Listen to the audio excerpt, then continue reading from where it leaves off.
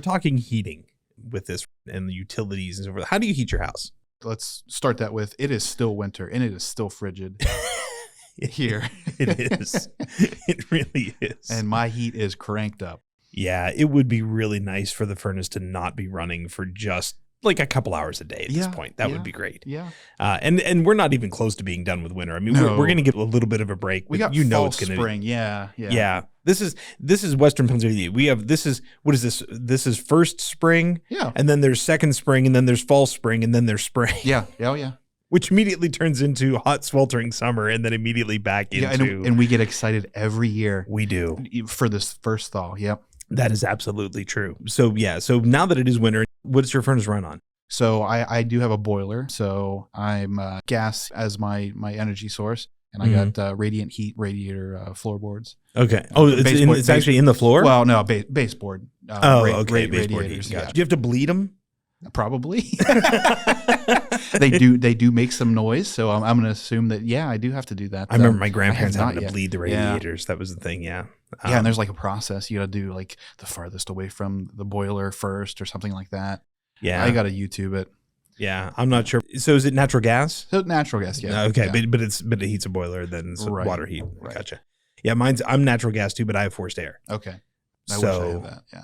You know, it's positive and negative. I mean, I'm lucky enough. When I bought the house, it has a whole house humidifier unit on it, which helps a lot. Oh yeah. But a lot of times with forced air, you're dealing with a lot of like static electricity and dry air in the winter and nosebleeds. Right. Oh yeah. Yeah. Things like dry eyes, sore throat. Try to pet the cat, you get shocked. Oh, yeah.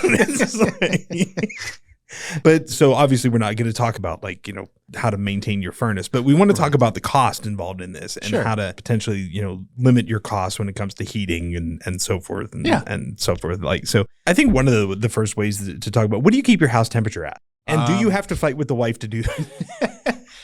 We are both on the same team with that. No, we both like it pretty warm. So okay. I'm a shorts in the wintertime in my house guy. So okay. 70, my house does not go under 73. Okay. See, we keep ours usually at 72. So we're not that far away. No. Now they recommend, and I don't know who they is because they recommend a lot of things, but I've read that they recommend you keep your house at like 68. I can't keep it that cold. In the summer, yeah, I'd love that. Yeah, but not in the winter time. Yeah. Well, so we're looking at some of the articles from our website, actually. Yeah. And one of these articles I saw said that even raising, or I guess lowering for the winter, lowering your temperature in your house by 1 degree can save you up to 3% of your cost for heating your house. Really? Yeah. I thought that was pretty high. That seems a lot. Yeah. So maybe next month I'll drop my house down to 72 and see if I saved 3%. Now, yeah, see, I don't know. Like, well, okay, so lowering temperature, like I have a smart thermostat. Okay. Because I'm a geek and I have all kinds of technology in my house. Yeah. Oh no. But the smart thermostat. So my smart thermostat actually detects whether my phone and my wife's phone, if we're in the house, it keeps the temperature whatever we set it. If both of our phones leave, the thermostat is smart enough to know that we're not home and it lowers the temperature. Oh, now that's cool. Yeah. and a little bit creepy, but yeah. Hey, you have an Alexa enabled house too. Yeah, but my Alexa doesn't know where I'm at. Doesn't it? Well, I don't think it doesn't. Okay. Doesn't it? All right. Now, at the same time, you could argue that every time we come home, it's got to run for an hour and a half to bring it back up to temp. Yeah. But chances are it wouldn't have run that long for the 8 hours we were at work to make up. I think it does make a difference. But that would be a little bit hard on your furnace too, though. Yes. I don't know. I was always told don't do drastic changes to your temperature. At least for gas forced air, you'll burn that blower out or I mean, I don't know. I mean, it bottoms out. Like I can tell it where I want it to go. So just because we leave, like it just doesn't keep it at 72, but it bottoms out at like 65. Okay. So if it gets to 64, it'll still turn on and get the house back up to 65. Yeah, and the chances of it going that low, because I'm sure, Mr. Geek, you have a very energy efficient house. I'm sure you have at least double pane windows or stuff like that. Yeah. Good insulation. Yeah, there was double pane windows when we moved in. And the attic has a lot of blown in insulation, which is nice because that blown in stuff, I guess the thicker it is and the fluffier you keep it, the more effective it is. You look in my attic and there's this tiny little space, probably, I don't know, like an 8 foot by 10 foot space that I can put stuff onto. The rest of the attic is just snow. And I've been in the house almost 3 years.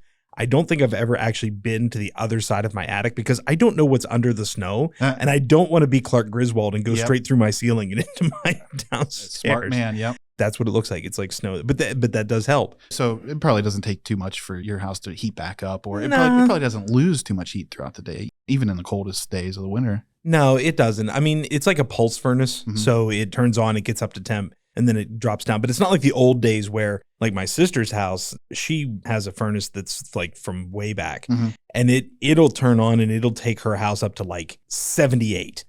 And then it'll drop, and then like it won't turn on for like 3 hours, but it'll drop to 68, and then it'll turn on again and run it all the way up. So you have like this like 10-degree temperature swing in the house. Like mine won't do that. Yeah, mine either. I think mine's maybe about 2 degrees, and then after 2 degrees it turns back on. So I mean, different types of heating obviously have different costs. We're both natural gas, but there's obviously electric heat that's an option. Which I heard that's pretty expensive compared to the other forms of heat. I guess it depends. I mean, gas right now isn't that bad. At least here. Yeah. Trying to figure out how they charge you for gas. It's like you need a cryptogram and like an Indiana Jones medallion to understand how that is calculated on your bill. I just trust they're not ripping me off. Yeah. Because, I mean, they're not out to make a ton of money. They're giving us a utility, or they're providing us a utility. Yeah. But they're still for profit. They are for profit. But in one of these articles, it even says that the utility companies are not out to make a massive profit. I mean, that's true. Yeah. Like you said, we had a short little conversation before this that, some companies will actually give you some money back if you buy energy efficient appliances, or our electric company, they'll send us LED light bulbs because they want us to use more energy efficient light bulbs. That's true. That's true. And honestly, when you say that, you're right. When I moved into the house, they gave me a rebate by buying my smart thermostat. I got the smart thermostat for I think I only ended up paying like $60 for it, even though it was a $200 thermostat, because I got it on sale, and then I got a rebate from my electric company because it's in their best interest to not have to supply me with as much gas or electric or whatever. Yeah. So electric heat, I mean, I had electric heat back in the day before we bought the house, and I lived in an apartment. I had electric heat, and there was always that smell whenever you first turned it on in the fall, and you burned all the dust off of it because it was just basically a giant radiator. I mean, I guess, or whatever. Big toaster, yeah. A big toaster, And that was not cheap. I mean, my electric was pretty high. I remember one year my electric bill in December was something like $400. Wow. It was crazy. Yeah. I've never had a gas bill that high. But like I said, right now gas is a little cheaper. One thing you can do is a lot of the utility companies, they'll let you, it depends on the state that you're in, I guess. I don't know if every state allows you to do this, but we're in Pennsylvania. And in Pennsylvania, you can buy your electric or your gas from your chosen supplier. Okay. So, even though like say it's First Energy is my electric company, I don't have to buy my electric from First Energy. I can buy it from another company in Ohio or Virginia or wherever. I still pay my local electric company for the bill, but my cost per kilowatt hour goes up or down based on where I'm getting my energy from. But you got to be careful with those, because sometimes they'll give you some deal and they'll say, okay, for the next 3 months, your cost per kilowatt hour is like, I don't know, a penny, right? But you read the fine print and it says after 6 months, it can go up to some ridiculously high thing. So if you're going to do a search for an energy supplier, make sure that you're locked into a contract that won't raise your rate unexpectedly. They have to tell you, like, if it's a 12-month contract, a 6-month contract, whether it's variable, whether it's a fixed rate. So make sure you're careful about how you do that, because you can kind of get snowed early and think, I'm going to really save a bunch of money. And you do for 3 months. And then so make that change in winter, at the beginning of winter. So you get that good deal at the beginning of winter and not in the summer when you don't need it. But here's the trick. If you're in a 12-month contract and you only get that deal for the first 3, then you could end up paying more for the next 9 months. So you just got to be very careful, when you're doing doing your research. Make sure that you're doing. I recommend, like when I do it, I don't know if I should say I recommend, but when I do this for myself, I only use like 12-month contracts and fixed rates.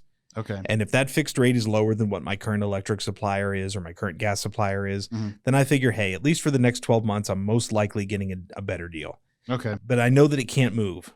So if it goes down, I don't get the benefit of that either, but it can't go up. So along those lines, we're talking about contracts and things like that. Some utility companies let you make payments on like a payment plan. Is that something you do? I mean, I know I've had relatives do that. They'll take your highest amount used for a month. Oh, yeah. And they'll break it out. Instead of paying $25 or $30 in June, you may pay $120 in June and $120 every month instead of $200 in December. Yeah. Yeah. I did that when I was at the apartment after my $400 winter bill. Yeah, they call it like an equal payment plan. Yeah. So you're right. You're paying possibly more than what you're using in the summer months, say, when we're talking heating, right? You're probably paying more in the summer months than you normally would, but it helps to offset the spikes in the winter. So you're sort of paying ahead, if you want to look at it that way, and sort of building yourself a little nest egg in your account. And then when the electric goes up in the winter, you're not having to pay those giant spike bills. So that's a good point. Yeah, you could definitely. Yeah, you're not really saving on money, but you're kind of making it a little bit easier to budget. Yeah, it definitely makes it easier to budget. Yeah, because you know exactly what it's going to be, and a lot of times too, they'll revisit you like every quarter. Okay. So if they look at what your equal payment plan is, and they'll say, oh, you're paying too much. Then maybe in the second quarter, it'll go down a little because they kind of have an idea of how much you're going to need. But yeah, that's not a bad idea. Yeah. Especially if you're on a budget, because then you don't have to try to worry about what it's going to look like whenever it goes way up. Yeah. Yeah. $25 electric bill in June is great. A $450 electric bill in January is not. Yeah. But you run air conditioning, you're never going to see that $25 bill in June anyway. It's true. That is true. So yeah, I don't know which one of those types would be cheaper. I don't know if it would be electric or gas. I don't know what else is out there. Propane. I was going to say oil, heating oil. And not everybody has the ability to choose either. If your house is in an area where they don't have natural gas lines, it's going to be hard to use natural gas. If your house isn't piped for natural gas, plumbed for natural gas. So, my parents actually have 3 different heating sources in their house. When they bought the house, it was electric. They have a wood burner downstairs and a fireplace in the living room that they can use. And then years ago when I was a kid, they put in propane. So primarily they use the propane, right? But from a resale value on the house, technically they can sell it as a 3 heat source home. So you can kind of pick how you want to heat it. If you're okay with chopping wood and you want to use the wood burner, you can go ahead and do that. But not everybody wants to chop wood all the time either. So propane, they have to get that filled twice a year or? Yeah, I guess probably it's not something it's not like natural gas where it's like they run lines underground. Like the truck comes up and right. Fills up the propane tanks. And they have these giant tanks out back that look like the Jolly Green Giants version of what's under your grill. And they used to have 2, now they have 3. So that it's usually like once a year they get them filled. Okay. But again, your mileage may vary depending on how hot you keep your house. Yeah. So yeah, so we kind of talked about like some of the other stuff like the insulation, the windows, things like that, and keep that in mind. I think you said before we started about turning down your hot water tank. Yeah, that for natural gas, that's a good way of saving a little bit of money. So if you don't mind a slightly cooler shower, just you mean turn down like the temperature on it. Right. Okay, yeah. Right. So you're saving on heating that hot water to a hotter temperature. Yeah. Yeah. And in the wintertime, I don't need a super hot shower. Anything above room temperature, you can feel it. Yeah. That's a good point. And in the summertime, honestly, you don't always want really hot showers either because but you're not heating, your house in the summertime, so that cost is usually lower anyway. That's true. You mentioned about the budgeting, and I think the budget plan and stuff, I mean, whether you go on a budget plan from your utility provider or whether you do it yourself, I think just having a budget is the big thing to try to remember. Like, budget out for it. Understand that if you live in an area where there's cold winters or hot summers, you're going to have peaks and valleys in your heating costs or your cooling costs. So budget for that. I mean, if you know that's going to happen, make sure you have a budget somehow. Yeah. Budget it somehow. You mentioned, or we talked a little bit about your smart thermostat. I don't personally have a smart thermostat, but I have a hack for that.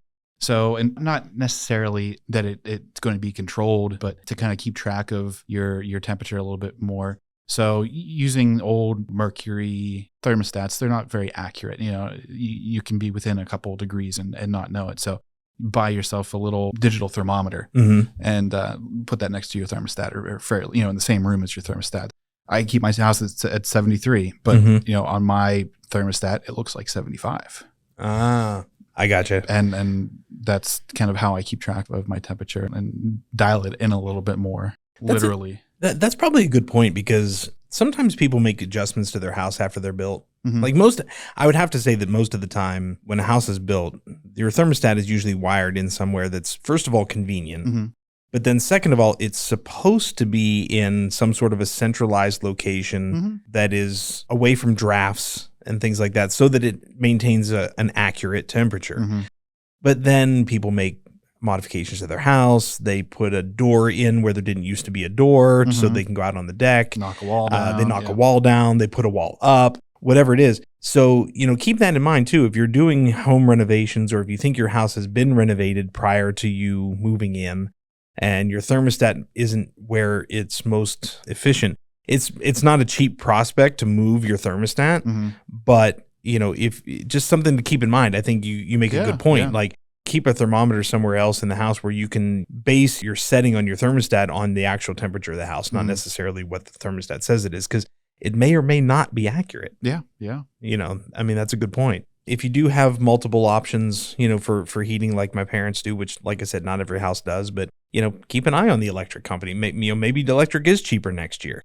Probably not, but it could be, for all of you people that work for electric companies, don't send us hate mail.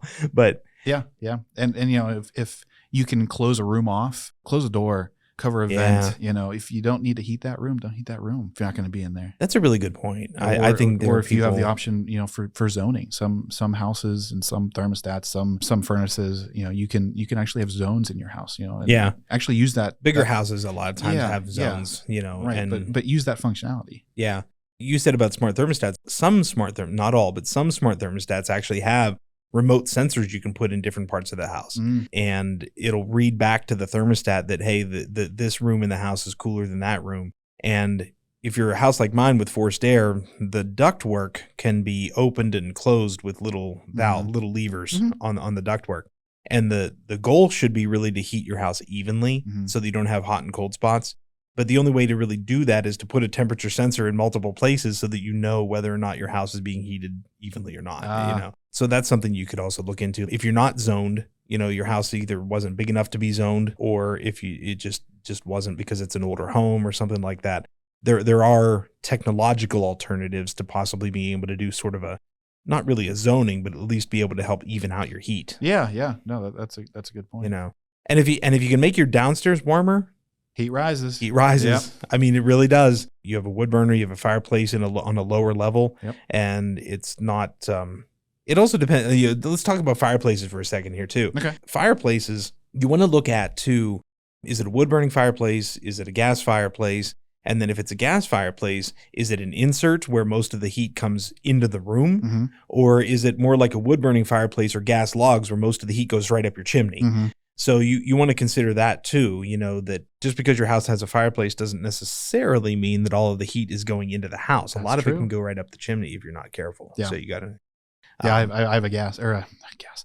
I have a wood burning fireplace, but I also have a wood burning stove in my basement for that same reason. Heat the basement up, heat that floor up. Yeah. And hopefully save a little bit on heating the rest of the house with that natural gas. Do you have is there space under your wood burning stove, or is it one of those? Okay. No, I got space underneath it. It's not strictly wood. I think it's actually a coal burning, but we burn wood there too. I only ask because my parents, they have a wood burner. Their wood burner downstairs has a space under it, and we had a cat whenever I was younger that used to literally love to sleep on it.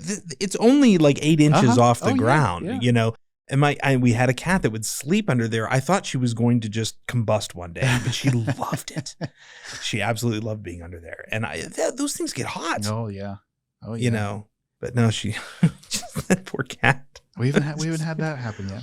Yeah. To our cat, but be careful. Yeah. Well, she just started going downstairs, so Oh. We just started letting her down. Oh, probably actually just a week or two ago. So. Oh, really? Yeah.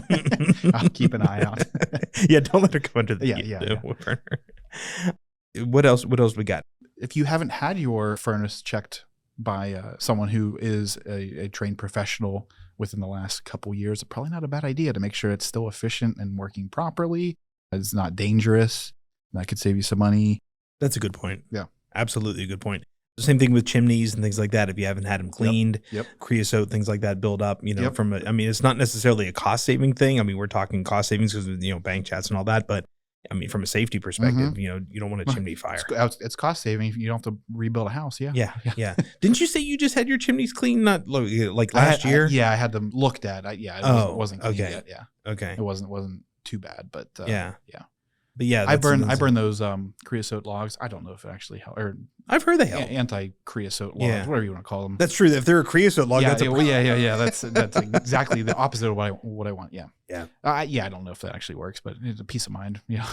I would have to. I mean, it's not hurting anything. Yeah. See, from a bank perspective, we're not allowed to say anything that isn't true, but other marketing can be a lot of a little bit more free with that stuff. But I'd have to think they probably work. I would assume. I hope they do. Yeah. For the sake of your chimney and your cat. Yeah. My house is still standing. All right. Well, try to stay warm. Yeah, you too. It's pretty warm this week, but I think we're gonna get back down to below freezing here. Yeah. This weekend or next week. Yeah, and try to save some money in the process. Yeah. If anybody has any tips, tricks, anything like that they want to share, feel free to throw it in the comments. Always like to hear back from you guys. Love to hear your questions, things like that too, that we can touch on in a different episode. And if you haven't listened to the most recent episode of Bank Chats, had the full episode. Well, this is Bank Chats, but it's the full episode of Bank Chats, the not 2 cents episode of Bank Chats. We had a really, really interesting conversation with John Valcosi about crypto that's out there right now. So you could check that out too.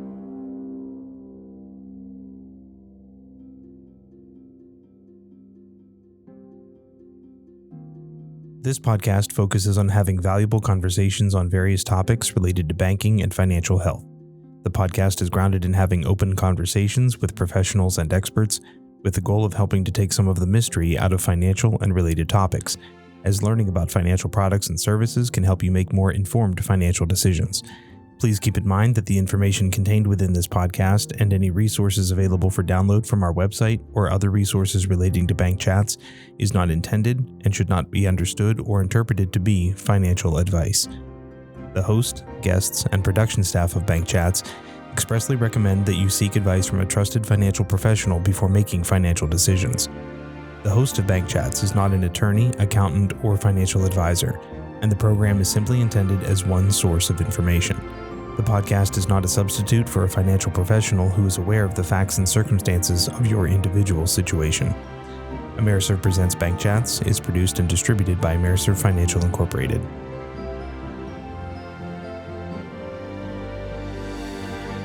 Thank you for listening.